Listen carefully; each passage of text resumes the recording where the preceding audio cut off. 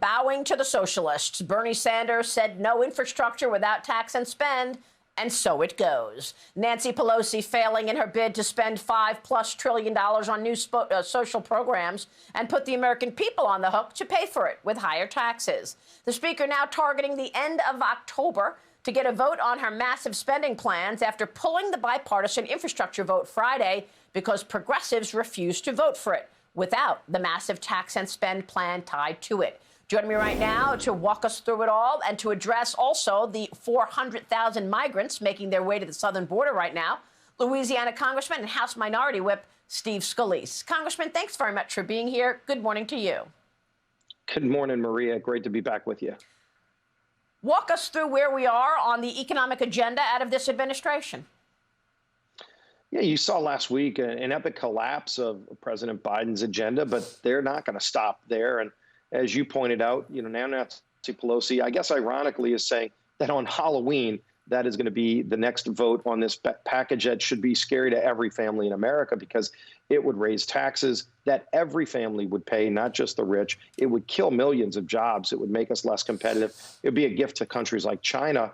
But they're tying all of that and holding the infrastructure package hostage to this bill that's directly linked together. Even President Biden admitted when he came to the Capitol Friday that the two bills are linked. It's a multi-trillion-dollar package. Even if they get this so-called compromise, a $1.5 trillion bill would devastate America's economy and really be a kick in the gut to middle-class families. So she's passed through every kind of deadline. She was supposed to vote on this thing a month ago. Then she promised her liberal members in the moderate districts that they were going to get a vote on Monday.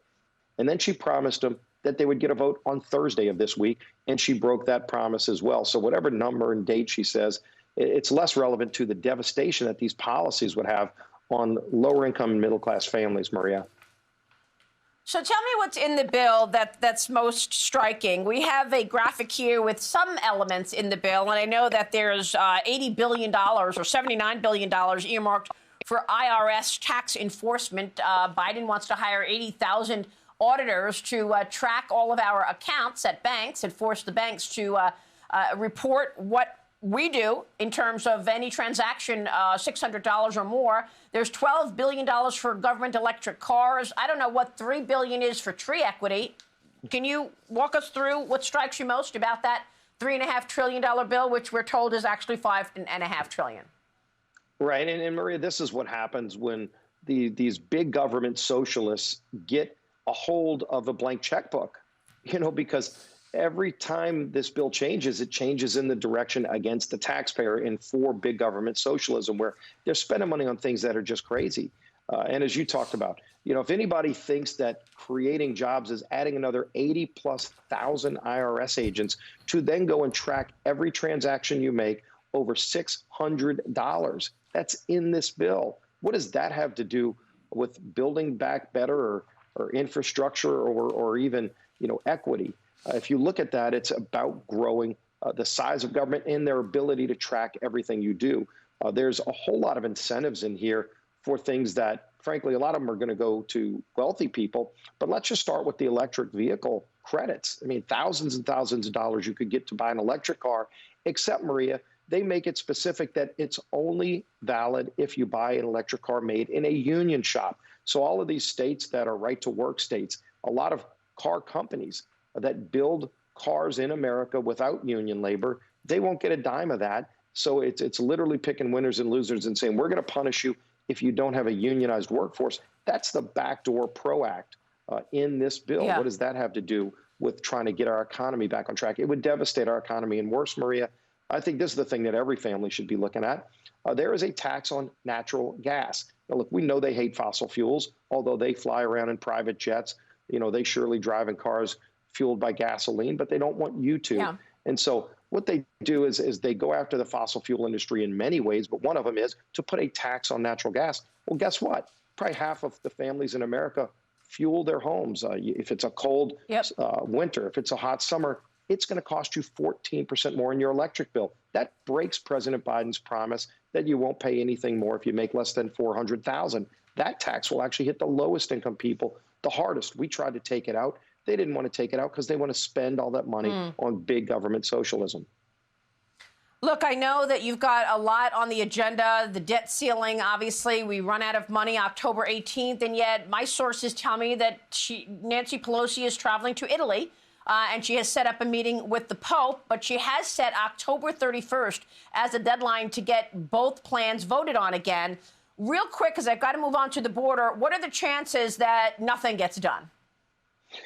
Well, they don't have the votes. Otherwise, they would have voted on it Friday. They brought President Biden in, and it failed. It was an embarrassment for him. But they're not going to stop. Look, and this idea that $1.5 trillion is some compromise. My God, $1.5 trillion of more spending. You know what spending in Washington has already done to inflation. Does anybody in America think that $1.5 trillion of new spending is not going to impact them, and that there's no cost, quote unquote, which President Biden talks about? That's not the case. Let me move on, because there are vaccine mandates in place right now, Congressman, and you've got Navy SEALs being told you're not deployable unless you get the shot. You've got state troopers resigning, saying, I'm resigning because I already had COVID and I know that I'm already have immunity, but I don't want to get the shot.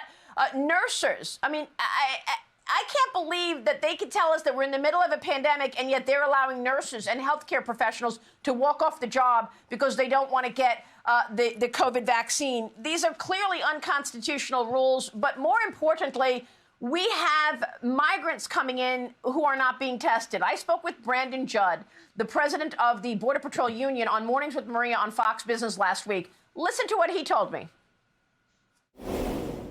We are absolutely not testing migrants, nor are we giving vaccine to migrants. We are instead releasing them into the United States to spread all of the diseases, including COVID-19, to U.S. citizens.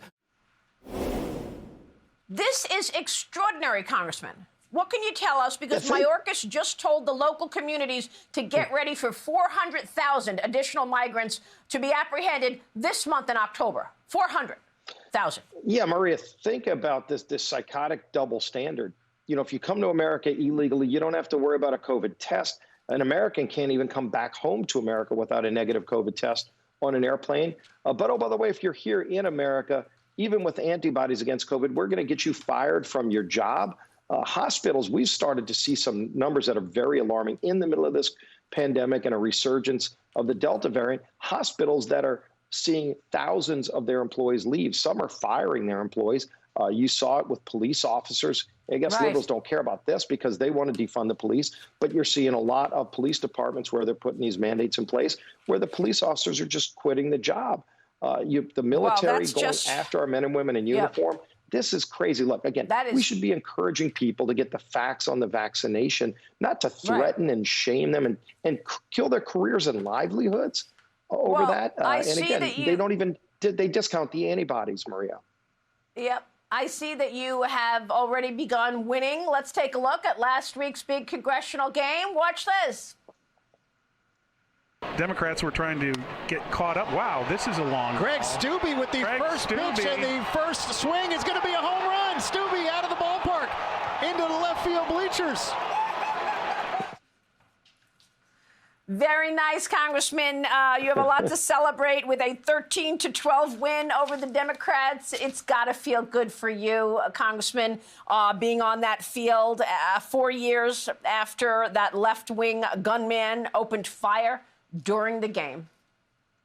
Yeah, Maria, look, God performs miracles, and I'm lucky to be able to get back out there every year. It's a treat to play in the big league ballpark. We raised over $1 million for local charities. But to see Steube crack that home run, I mean, he's a great athlete. He's done that in practice a few times, so we knew he could do it. But no one's done it in the big league ballpark since we've been playing this game. It was a great, maybe harbinger of things to come to see the Republicans beating the Democrats. And, hopefully we get a lot more of that.